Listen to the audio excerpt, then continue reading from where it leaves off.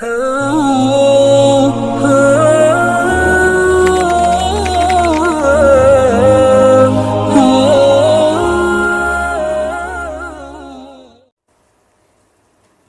memiliki kawan yang tauhid rububiyahnya terlalu dalam. Dia sangat percaya, terlalu mantap tauhid rububiyahnya. Dia sangat percaya bahwasanya rezeki sudah Allah atur sampai dia tidak bekerja. Dan hanya beribadah saja. Bagaimana menurut Ustaz? Dan apa hukum tauhid seperti itu? Itu salah ya. Kalau kita percaya sama tauhid rububiyah, tetapi Allah menyuruh kita untuk berusaha, ya. Kata Allah Subhanahu wa taala, "Famshu fi manakibiha wa kulu mir rizqih wa ilaihin nusyur."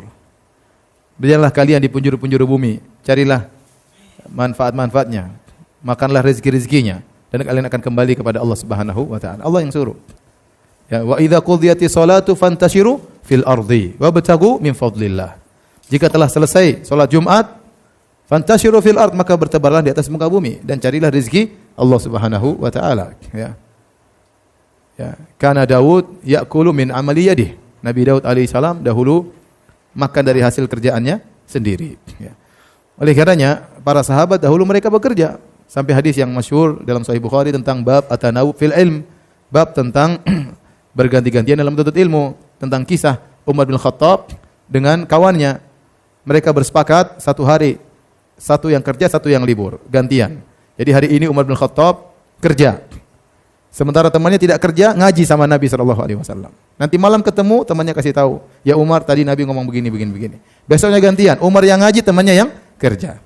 Bayangkan kenapa? Karena mereka tahu mereka punya tanggung jawab, harus apa? Kerja. Ya. Orang ngaji terus juga kapan kerjanya? Orang ibadah terus kapan kerjanya?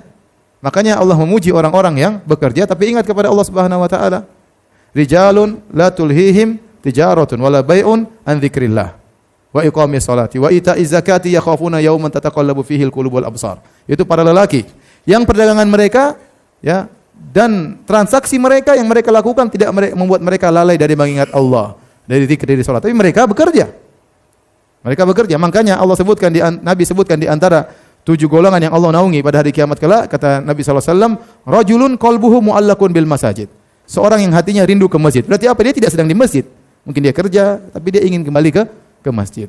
Adapun kerja tanpa ibadah dan yakin rezeki akan datang, ini salah dalam aturan. Makanya Nabi SAW mengatakan, ya, inna nafsan lan tamuta hatta tastawfiya rizqaha.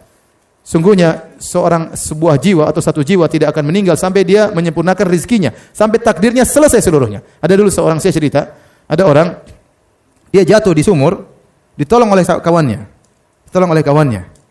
Kemudian setelah dia selamat, dia masih di pinggir sumur. Kemudian ada yang nganterin, mungkin dia haus, dikasih susu, dia minum susu. Saya ditanya, "Tadi kamu gimana jatuh?" Dia cerita, "Saya tadi jatuh lagi." Terus dia meninggal. Berarti rezekinya belum sempurna, masih ada 1 gelas susu tersisa sebelum dia meninggal dunia. Jadi mau saya, tetapi bukan berarti tatkala rezeki sudah diatur, sudah di ajalnya rezeki sudah diatur, kemudian kita tidak berusaha. Makanya Nabi SAW setelah menyampaikan hadis tersebut, kata Nabi, fa'ajmilu fit talab, maka carilah harta dengan cara yang baik. Ya. Khudhu ma halla wa da'u ma haram. Ambillah yang halal dan tinggalkan yang haram. Ya, Nabi suruh tetap mencari meskipun rezeki sudah ditentukan. Bukankah Nabi SAW mengatakan, "Lau annakum tatawakkaluna haqqa tawakkuli la razaqakum kama yarzuqu tayr taqdu khimasan wa taruhu bitana." Kalau kalian bertawakal kepada Allah, benar-benar tawakal, kalian akan diberi rezeki sebagaimana burung diberi rezeki. Burung pergi di pagi hari perut kosong, balik perut kenyang.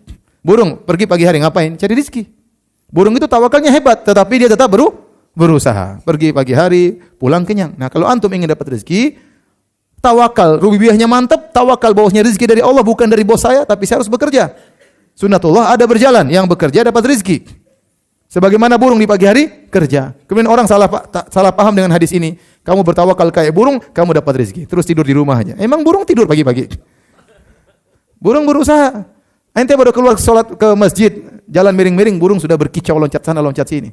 Sudah dalam kondisi nasyat, kondisi aktif luar biasa. Ya. Jadi jangan salah paham. Benar, kita bertauhid rububiyah mantap, tapi bukan berarti kita menolak sebab. Sebab dilakukan untuk mendapatkan apa? Akibat. Kecuali kalau semua sebab sudah tidak ada, boleh kita yakin Allah bisa menimbulkan akibat tanpa apa? Sebab. Itu mungkin terjadi. Sebagaimana mujizat-mujizat yang terjadi. Tetapi kalau selama ada sebab, jangan kita tinggalkan sebab. Kita berusaha, ya, untuk mendapatkan akibat. Hal sama antara rezeki sama dengan anak. Anak sudah ditentukan oleh Allah enggak kita punya anak? Berapa-berapanya sudah ditentukan tidak? Sudah. Kemudian tanya sama teman antum tadi, antum rububiyahnya kan mantap. Sudah ente enggak usah nikah. Insyaallah kalau Allah takdirkan punya anak, ente punya anak, enggak usah nikah. Tenang aja. Sudah menemani di rumah, enggak, tenang aja. Kalau sudah ditakdirkan punya anak meskipun enggak nikah, bisa punya anak. Bisa, ya memang bisa. Maryam bisa punya, tapi itu kan mukjizat. Ente yakin kan rububiyah? Ya, udah ente pasti kenyang. Kalau Allah takdirkan kenyang, meskipun enggak usah makan, ente bisa kenyang. Udah, makannya buat saya aja. Ente yakin aja, insya Allah bisa kenyang. Bisa enggak dia kenyang? Ya mungkin aja bisa. Tapi itu keluar dari aturan. Paham? Tidak ada bedanya antara rizki, antara makan, antara punya anak. Ini semua takdir, ajal, semuanya sudah ada. Sekarang ajal seorang sudah ditentukan enggak? Kalau dia sakit, udah ente yakin sembuh, ajalnya sudah ditentukan. Ente enggak usah berobat, sudah biarin aja.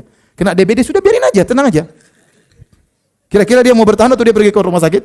Dia pasti ke rumah sakit lah. Ente katanya tahu rububiyahnya mantap. Ya, jadi bukan berarti kalau rububiyah mantap kemudian meninggalkan sebab, itu kesalahan.